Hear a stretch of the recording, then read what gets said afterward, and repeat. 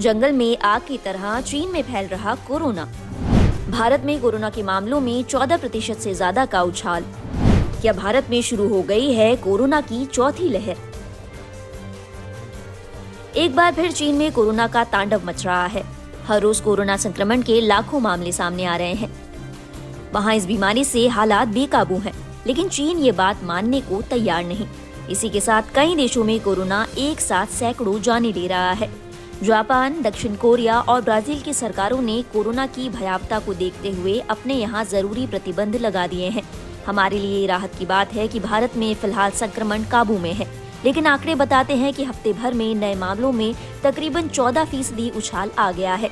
स्वास्थ्य मंत्रालय से मिले आंकड़ों के मुताबिक एक हफ्ते में भारत में कोरोना के मामलों में 14% से ज्यादा उछाल आया है।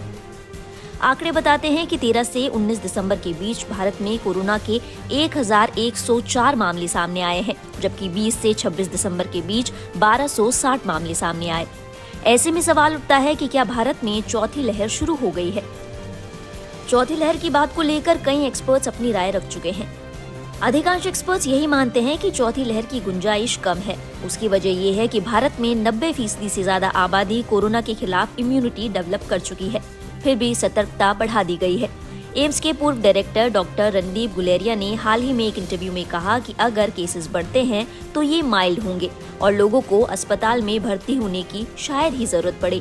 उनका ये भी मानना है कि BF7 भारत में जुलाई में ही आ गया था, लेकिन हमने देखा कि इसकी वजह से ना तो हॉस्पिटलाइजेशन बढ़ा और ना ही मौतें हुई।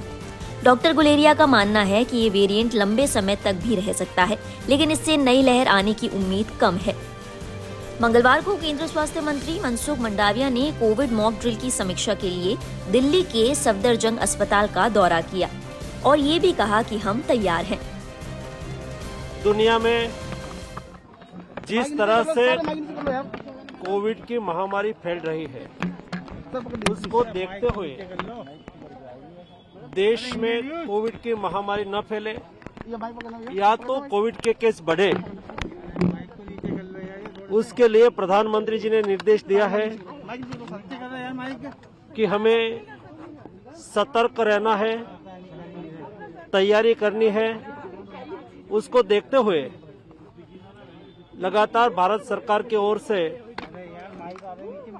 कोविड आने वाले दिनों में देश में न फैले, उसके लिए तैयारी की जा रही है। सभी राज्य के हेल्थ मिनिस्टर के साथ विस्तार से बातचीत हुई है। देश के इंडियन मेडिकल एसोसिएशन के डॉक्टर मित्रों के साथ भी बातचीत हुई है।